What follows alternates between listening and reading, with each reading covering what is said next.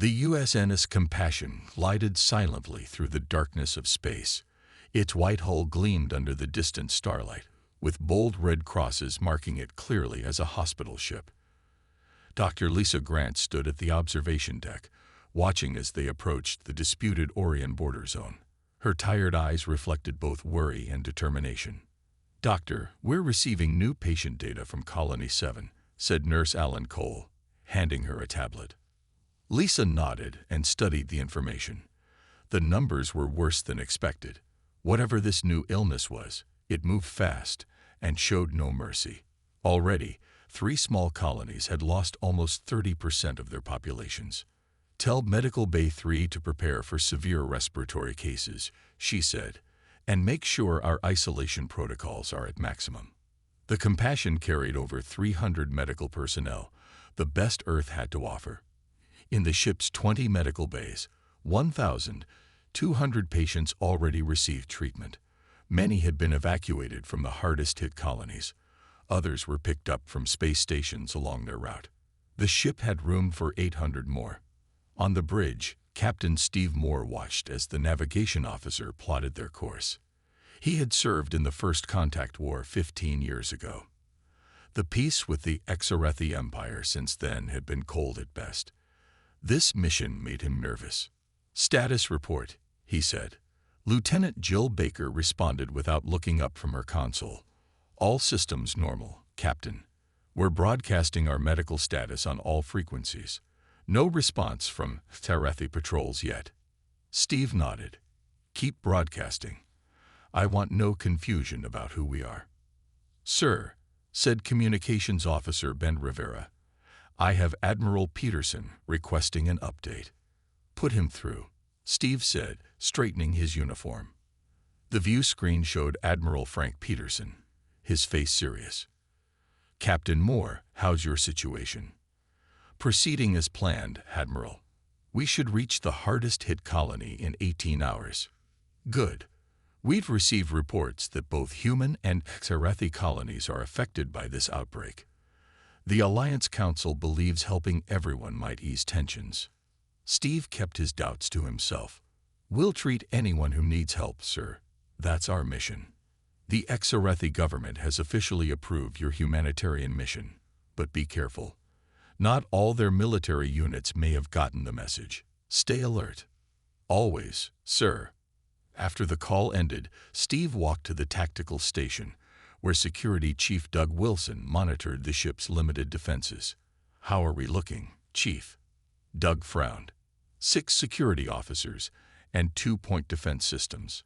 That's it. We're a hospital ship, not a battleship. "Let's hope everyone respects that," Steve said. In Medical Bay 1, Lisa checked on a young colonist. The girl's breathing came rapid and shallow, her skin covered with a strange blue rash. "Oxygen levels?" Lisa asked. "Dropping again," said Dr. Paul Allen, her deputy. "This is the 3rd patient today with this pattern." Lisa adjusted the treatment settings. "The symptoms are evolving. This isn't a natural disease." "You think it's engineered?" Lisa nodded slowly. "I've sent samples to the lab for the 5th time. This looks like a bioweapon. But I can't figure out who would create something that affects both humans and Exorethi." Over the intercom, Captain Moore's voice interrupted. "Senior staff to conference room. We've received new information." Minutes later, the ship's leaders gathered around the table. Steve displayed a star map showing red dots spreading across both human and Exorethi space. "The outbreak is spreading faster than predicted," he said, "and we've received disturbing reports that someone is blaming Earth for creating it." Lisa shook her head firmly. "That's impossible. This affects everyone equally. Besides, it has markers I've never seen in human biotech." "I agree," Steve said, "but the rumor is spreading almost as fast as the disease." As if responding to his words, the ship's alert system suddenly blared to life. "Captain, to the bridge," came Lieutenant Baker's urgent voice. 3 Exorethi vessels just decloaked directly ahead of us." Steve looked at his team. "Stations, everyone. Let's hope they're here to talk." Captain Steve Moore rushed to the bridge, his heart pounding. The main screen showed 3 Xerathi warships, their dark hulls covered with sharp angles that seemed to swallow light.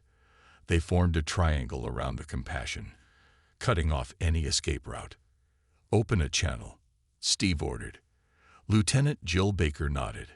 "Channel open, sir." Steve stood straight. "This is Captain Steve Moore of the USNS Compassion, an Earth hospital vessel on a humanitarian mission. We are unarmed and carrying over 1,000 sick patients. We request safe passage as agreed by your government." The screen flickered, showing a Xerathi commander. His scaled skin was dark purple, and his 4 eyes narrowed at Steve. Small breathing tubes on the sides of his neck pulsed rapidly. "I am Commander Krazak of the Xerathi Defense Force. You enter our space carrying disease and death. We know what you do." Jill looked at Steve with alarm. Steve kept his voice calm. "Commander, we are here to help. This disease affects both our peoples. We have medical supplies and doctors who can save lives, including Xerathi lives." Krazak hissed.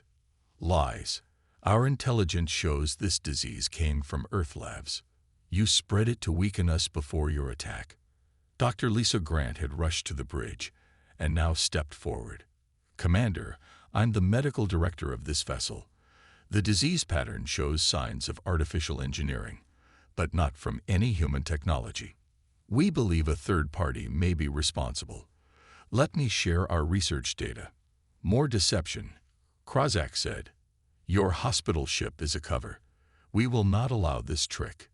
Steve tried again. "Scan our vessel. You'll see we carry only medical equipment.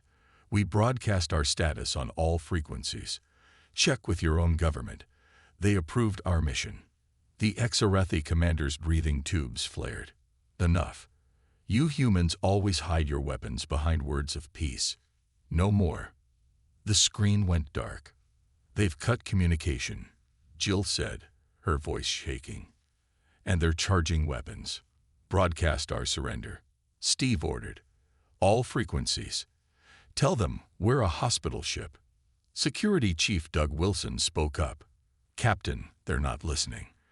Point defense systems active, but they won't help against warships." The first blast hit the Compassion with stunning force. The bridge shook, and warning lights flashed everywhere.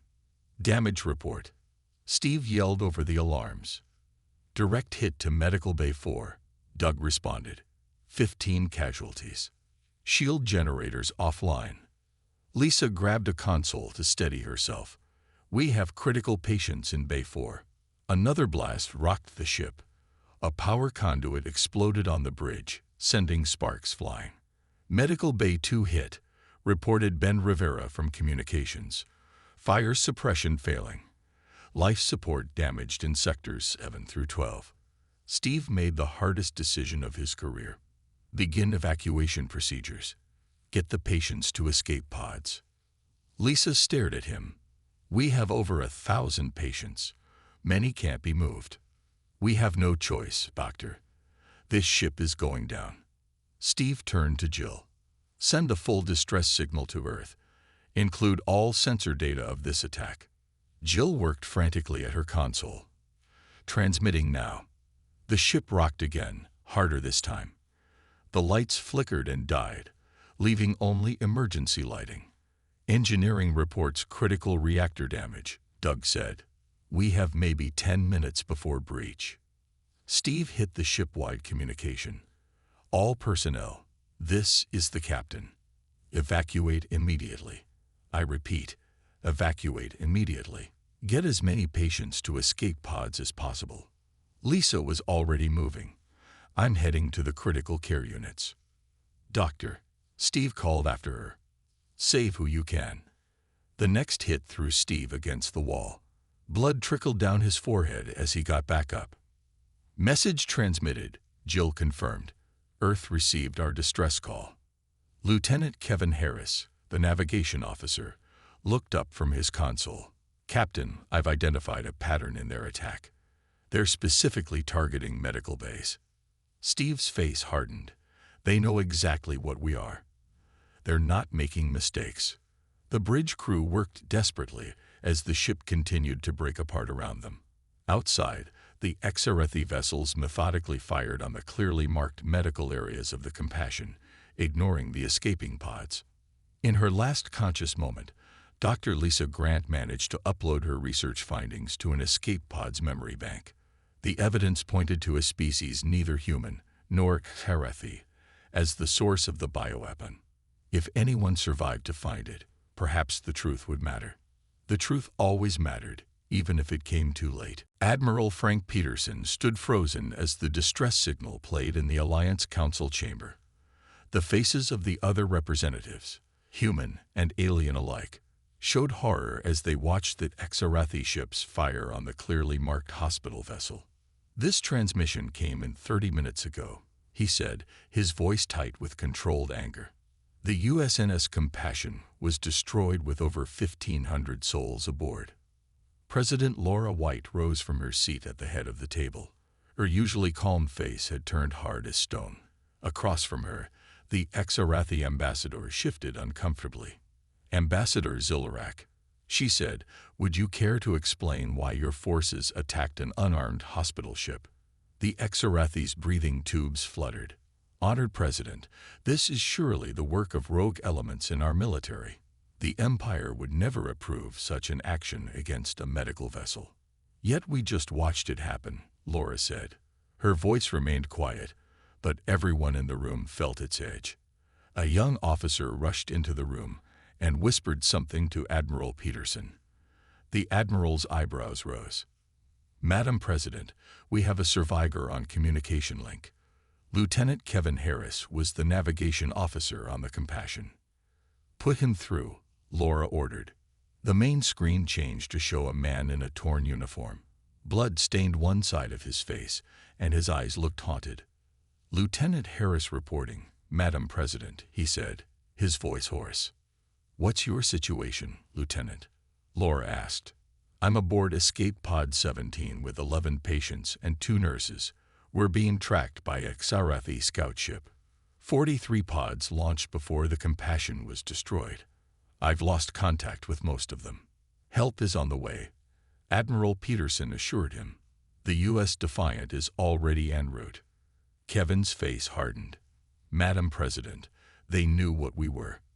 Commander Krozak specifically targeted our medical base. It wasn't a mistake." The room fell silent. Laura glanced at the HFY ambassador, who now looked genuinely distressed. "I have footage, Madam President," Kevin continued. "Dr. Grant managed to transfer the ship's visual logs to our pod before." His voice broke. "Before Medical Bay 1 was hit." "Send it through, Lieutenant," Laura said gently. The screen split to show the attack from the Compassion's external cameras. There was no doubt. The HFY vessels deliberately targeted the medical sections first, ignoring the engine room and other areas. A communications officer spoke up from the side of the room. "Madam President, news networks have picked up the story. The footage is playing worldwide." Laura nodded grimly. "Of course it is." The HFY ambassador stood. "Madam President, I must contact my government immediately." "This is not what it appears. It appears to be a war crime, Ambassador," Laura said coldly. "But by all means, contact your government. I'd very much like to hear their explanation." As the ambassador hurried from the room, Admiral Peterson approached Laura. "Ma'am, public outrage is building. Military commanders are requesting permission to move to Defense Condition 2. Laura stared at the frozen image of the burning hospital ship. "Granted. And Frank, ready the 7th Fleet. I want options on my desk within the hour." "The 7th Fleet, ma'am." The Admiral's voice dropped to a whisper. "They don't officially exist." "They will now," Laura said. In another part of the room, Intelligence Officer Mary Johnson was reviewing data from her tablet. She approached the President with concern on her face. "Madam President, we've intercepted communications from the HFY High Command. The attack wasn't conducted by rogues. It was sanctioned at the highest levels." Laura's face showed no surprise. "Find out why. And Mary, I want everything we have on Commander Krozak. Everything. The room buzzed with activity as military and intelligence personnel prepared for what might come next. In the background, the main screen switched to news footage, showing crowds gathering outside government buildings across Earth. People held candles and signs with the Compassion's name. Lieutenant Harris's voice came through once more. "Madam President, there's something else." Dr. Grant believed she found evidence that the bioweapon affecting both our species wasn't created by humans or Exarathi. She uploaded her research to our pod's database. Laura exchanged glances with Admiral Peterson. "Lieutenant," she said, "hold that position. The Defiant will reach you in 20 minutes. Your priority is to protect that data." After the communication ended, Laura turned to her senior staff. "I want two things," she said quietly.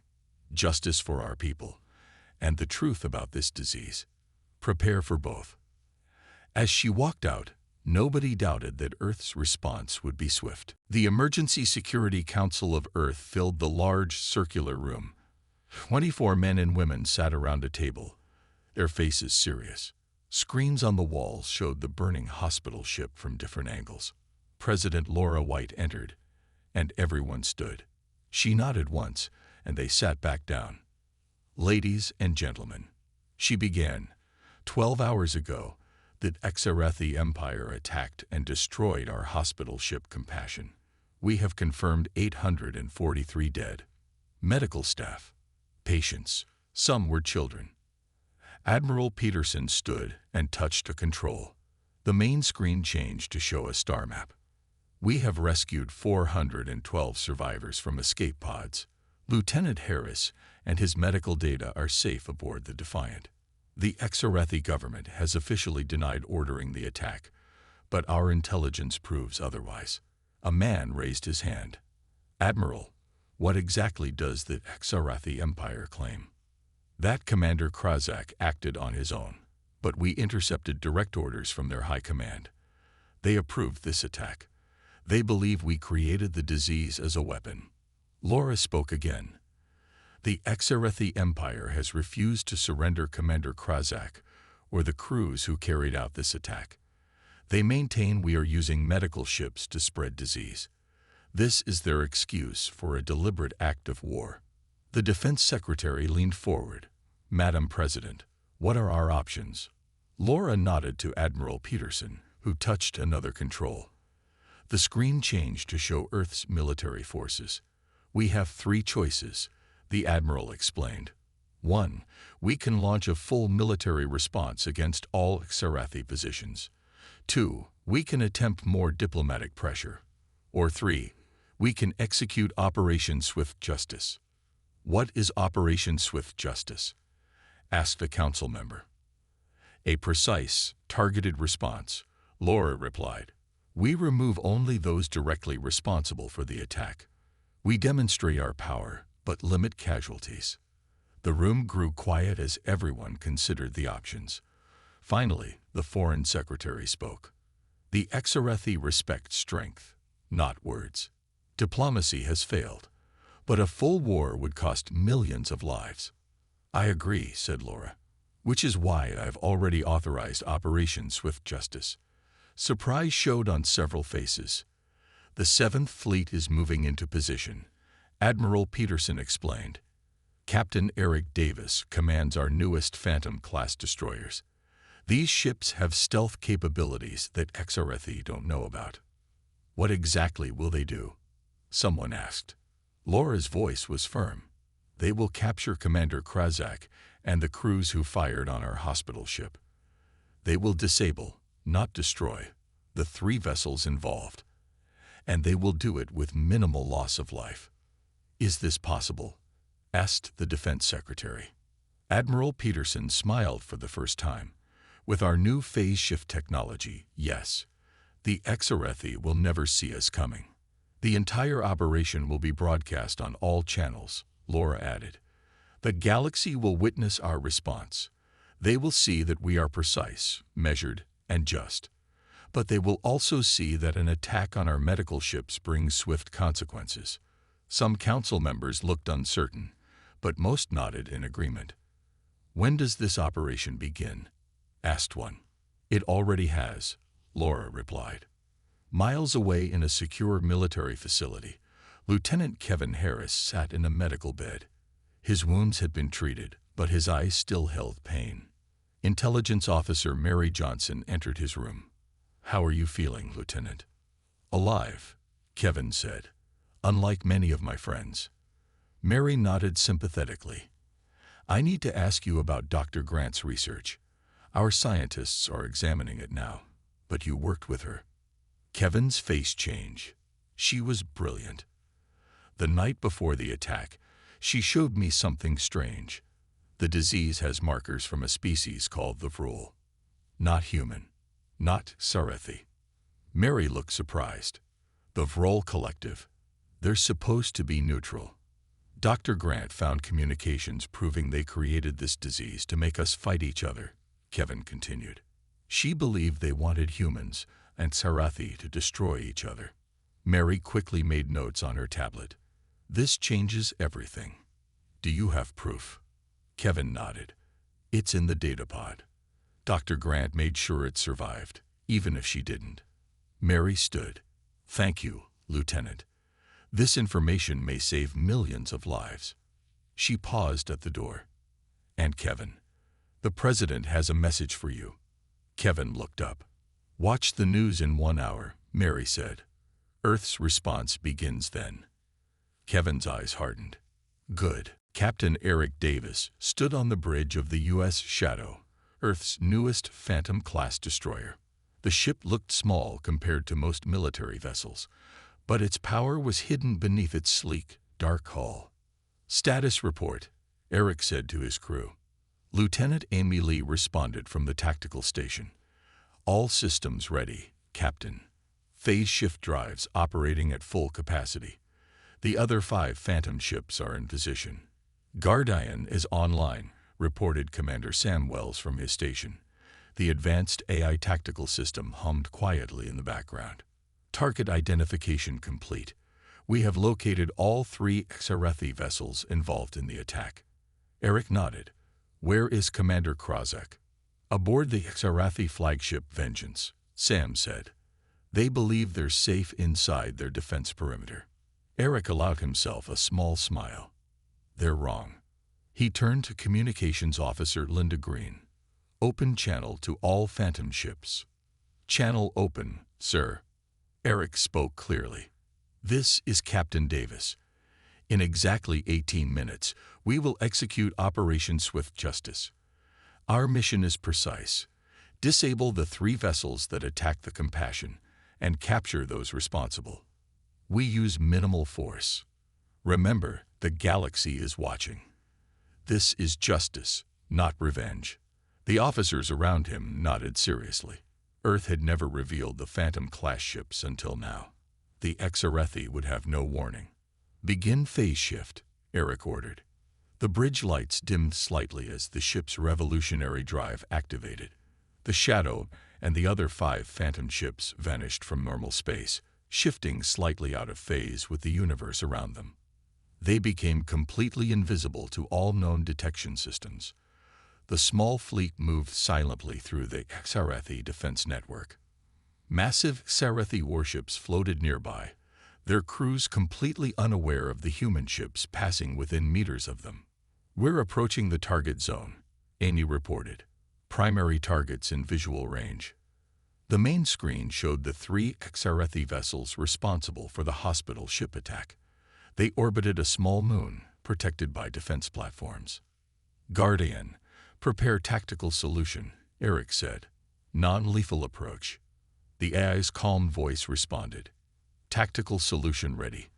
Targeting weapons, engines, and communication systems only. Projected casualties, 0. All ships prepare to return to normal phase," Eric ordered. "On my mark, mark." The 6 human ships suddenly appeared in a perfect circle around the 3 Sarethi vessels. Before the Sarethi could even sound an alarm, precisely targeted energy pulses struck their ships. Their weapon systems went dark. Their engines failed. Their communications cut off. "All targets disabled," Amy reported with professional calm. No casualties detected. Eric nodded. Phase 2. Deploy boarding teams. From each Phantom ship, small craft launched toward the disabled Exorethi vessels. Commander Diane Miller led the team heading for the flagship where Krazak waited. Boarding teams away, Sam confirmed. Estimated time to complete capture, 9 minutes. Linda looked up from her station. Captain, we're receiving thousands of communications from across Exorethi space. They've just realized what happened. Their entire defense network is going to high alert. Too late, Eric said simply. Open broadcast on all galactic channels. Linda nodded. Broadcasting now. Every species across the galaxy can see what we're doing. Eric straightened his uniform and faced the camera. This is Captain Eric Davis of Earth's 7th Fleet. 18 hours ago, Tarathi forces attacked and destroyed the hospital ship USNS Compassion, killing 843 medical personnel and patients. Earth's response is now underway. The camera switched to live feeds from the boarding teams. Viewers across the galaxy watched as human special forces moved efficiently through the Exorethi ships. They used non-lethal weapons that temporarily paralyzed rather than killed. On the flagship bridge, Commander Diane Miller faced Commander Krazak. The Exorethi officer hissed in anger, but could not move. Commander Krazak, Diane said clearly for the cameras, by order of Earth's government, you are being detained to face trial for the attack on an unarmed medical vessel. You have the right to legal representation. In homes and gathering places across the galaxy, billions watched as Earth's forces completed their mission. The entire operation, from appearance to capture, took exactly 18 minutes. Boarding teams returning with prisoners, Sam reported. Mission complete. Eric nodded. Take us home. The Great Hall of the Galactic Council buzzed with activity. Representatives from 27 species filled the curved rows of seats. At the center, a circular platform held the focus of everyone's attention. Ambassador Jack Sullivan of Earth stood on one side. Across from him, a Exorethi diplomat named Veltok shifted uncomfortably. Between them, Council Elder Nema of the Arcturian species raised her 4 arms for silence. This emergency session will now begin, Nema announced. We gather to address the attack on Earth's hospital ship Compassion and the subsequent military action by Earth forces. Jack stepped forward. Honored Council, Earth acted within our rights. An unarmed medical vessel was deliberately destroyed. We responded with precision and restraint. Veltok hissed. Earth vessels invaded sovereign Exorethi space. They attacked our ships. We disabled 3 vessels and captured those responsible for a war crime. Jack replied calmly. No lives were lost in our operation. Naima gestured toward a side entrance. The council calls Lieutenant Kevin Harris of Earth. Kevin walked slowly to the platform. His uniform was clean and pressed, but his face still showed signs of his ordeal. Lieutenant, Naima said, you survived the attack on the Compassion. Please share what you witnessed. Kevin's voice was steady. The Exorethi ships targeted our medical base first. Commander Krazak heard our pleas and saw our medical markings. He chose to fire anyway. Veltok leaned forward. Because your ship was spreading disease. We have proof. You have lies, Kevin replied. And I have truth. He held up a small data device. Dr. Lisa Grant's final research. It shows the disease was created by neither humans nor Exorethi. Murmurs spread through the hall. Naima accepted the device and inserted it into a console. The hall's main screens filled with scientific data. The disease contains genetic markers from the Vrol Collective, Kevin explained. Dr. Grant discovered communications proving they engineered it to affect both our species. A new wave of shocked voices filled the room. The Vrol had observer status in the council, but were not full members. Their representative, a tall figure in a hooded robe, stood up and quickly left the chamber. Jack Sullivan spoke again. We have recovered Captain Steve Moore's final log entries from the Compassion's wreckage. They confirmed that Xarethi were shown evidence of our medical mission, but chose to attack anyway. The screens now showed Steve's face as he made his final report. His words were clear. We showed them our medical credentials. We offered to treat their sick. They fired anyway. Veltok's breathing tubes fluttered rapidly. This must be fake. Humans are masters of deception. An unexpected voice spoke from the gallery. It is not fake. Everyone turned to see an elderly Xerathi stepping forward. His scales showed the pale color of great age. General Zoril, Veltok gasped. What are you doing here? The old Xerathi moved slowly to the platform. I have served the Empire for 60 years. I can no longer watch as we dishonor ourselves with lies. He turned to face the council. The attack was ordered by our high command, based on false information planted by Vrol agents. I have the original orders here. He placed a Xerathi data crystal on the console. The screens filled with military orders in Xerathi script. Nema read the translation. Order. Destroy human vessel Compassion. Prevent spread of bioweapon. No survivors. The hall fell silent. Jack looked at Veltok, whose scales had paled. Your empire was deceived, but that doesn't excuse the murder of our doctors and patients. General Zoril bowed his head. No, it does not. The Xerathi who follow honor know this was wrong. That is why I speak today. Across Xerathi space, billions watched this confession. On dozens of Xerathi worlds, crowds gathered in streets and public spaces. Many held signs with the Compassion's name written in both human and Xerathi script. Kevin Harris stepped forward again. Dr. Grant's final message was that the truth matters. She died believing we could find it. Now we have. Nema raised all four arms again. This council recognizes the attack on the Compassion as a war crime under the Galactic Geneva Conventions. We also recognize that Earth's response was measured and appropriate. She turned to face the entire assembly. But we face a greater threat. If the Vrol Collective has indeed created this bioweapon to turn us against each other, then all our worlds are in danger. Jack nodded. Earth is ready to share Dr. Grant's research with everyone, including the Xerathi. Together, we might find a cure. General Zoril looked at Jack with newfound respect. The Empire will cooperate. It is the honorable path. President Laura White sat across from the Xerathi Emperor Corax in a room designed for this historic meeting. Both leaders had small teams behind them.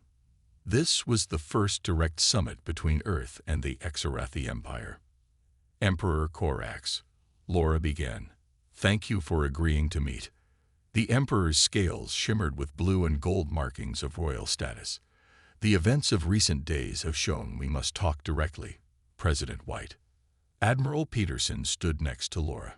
Across from him was General Zoril, who had spoken truth at the Galactic Council. Our joint intelligence teams have made progress, Laura said.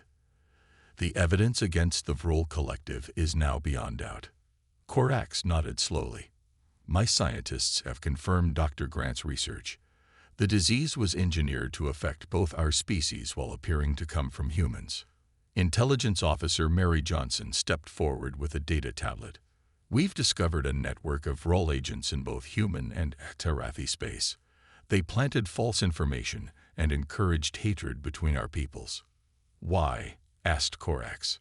Resources, Mary explained. If we fight each other, the Vrol can take control of disputed territories. They've done this before with other species. General Zoril spoke up. We have been blind. For years, Vrol advisors have pushed us toward conflict with Earth. Laura looked directly at the Emperor. We were both manipulated. But now we know the truth. Outside the meeting room, Captain Eric Davis waited with Lieutenant Kevin Harris. They watched a large screen showing a Phantom-class ship approaching the small moon.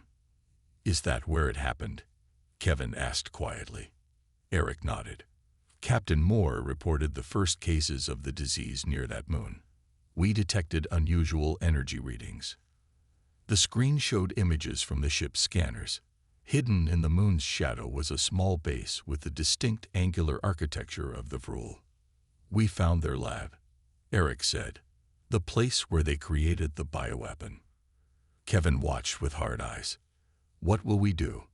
"Nothing yet. We're gathering evidence. Both our governments must agree on the response."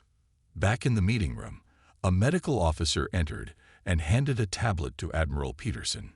He reviewed it and passed it to Laura. "Emperor," Laura said, "we have news. Dr. Paul Allen, who worked with Dr. Grant, has used her research to develop a potential cure for the disease." Kordax's breathing tubes widened with surprise. "A cure? Already?" Laura nodded. Dr. Allen completed what Dr. Grant started. "The cure works on both humans and Tarathi. How soon can it be distributed?" Kordax asked. "Production has already begun," Laura replied. "We can start treating patients within days." The Emperor was silent for a moment. "You would share this cure with us? After what happened to your hospital ship? The people who attacked the Compassion are facing justice," Laura said firmly. "But we won't let others suffer from this disease, regardless of species." General Zorel spoke quietly to his Emperor. "This is why we were wrong about them. They value healing above revenge." In another part of the building, Commander Krozak sat in a secure room. His scales had dulled during his captivity. Across from him, Commander Diane Miller placed a tablet on the table. "We've reviewed your military records," Diane said. "Before this incident, you had an honorable career." Krozak looked up. "I believe I was protecting my people from a human bioweapon. I was wrong, but I didn't know it then." "We found something interesting," Diane continued. "For 3 months before the attack, you had regular meetings with a Vrol advisor named Vesh." Krozak's eyes widened. "He provided the intelligence about the human weapon. He showed me proof." "Fake proof," Diane said. "Vesh is a Vrol intelligence operative.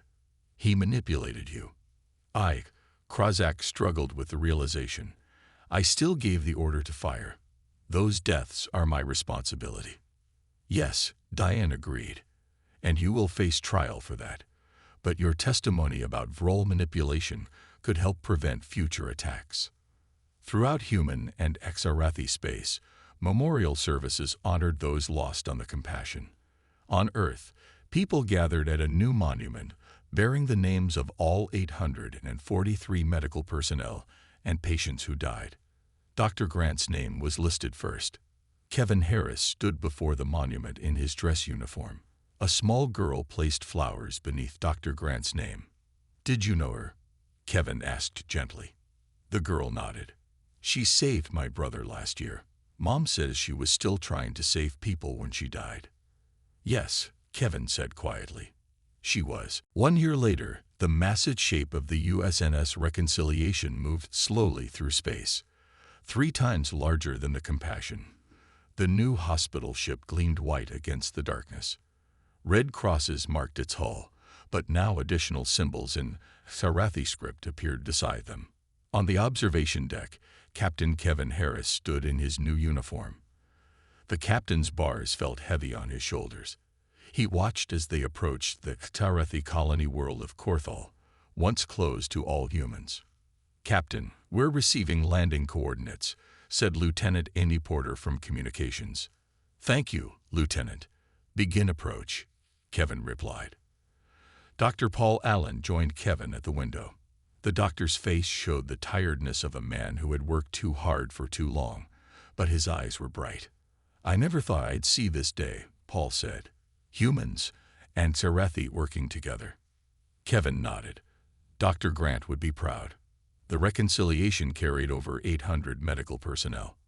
Half were human, half were Exarathi. Together, they had spent the past year treating victims of the Vrol bioweapon and teaching each other their medical techniques. Landing party to Shuttle Bay, came the announcement over the speaker system. In the Shuttle Bay, Kevin met with the joint medical team preparing to go to the surface. Chief Medical Officer Laura Hunt checked her supplies while her Karathi deputy, Dr. Zilvin, organized the team. Remember, the colonial governor was initially against our help, Kevin told them. Be patient. Show them what we can do together. The team nodded.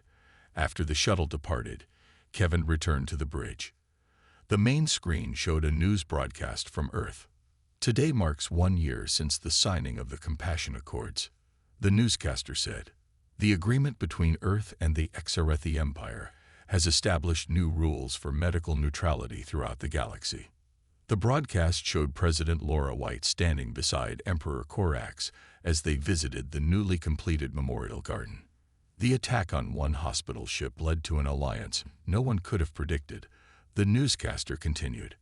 And in an historic development, the Galactic Council has adopted what is now called the Earth Doctrine.